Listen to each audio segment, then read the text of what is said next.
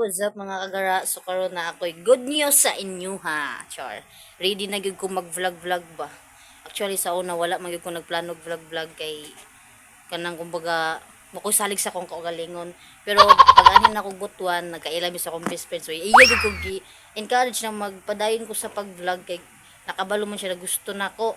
So niya na siya ipadayon na kay garaon man pug ka. So karon akong good news sa inyo ha is kay mag-vlog-vlog man ko no hay tanak.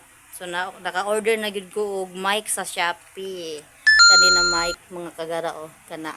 Actually barato ra ni siya. Sa karon kay naka-free shipping man ta. Pero ang tindod na price ani mo na gid sa mga 500 siguro. Na. Oh.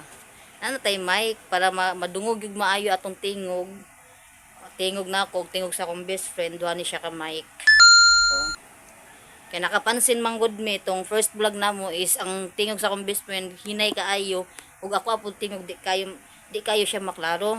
Mo to nakahuna-huna ko og order ani kay na naman ta ani na sistema lagi mag video naman kuno ta.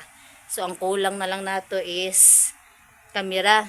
So di man na nato ma-afford sa karon.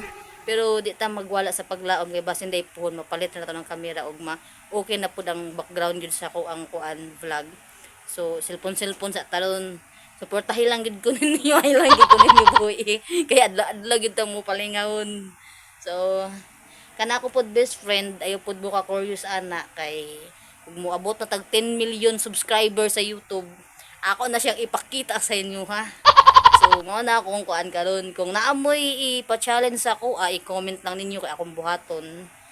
Kay, na naman tay mic maklaro namang yun so tanan challenge dawatan na nako na so ayaw pud mo kalimot pag subscribe kay unfair pud kayo buhaton ako yung challenge ani adi mo subscribe sa akong channel unsay mapala na ako bitaw mawala na mga kagara so thank you for watching.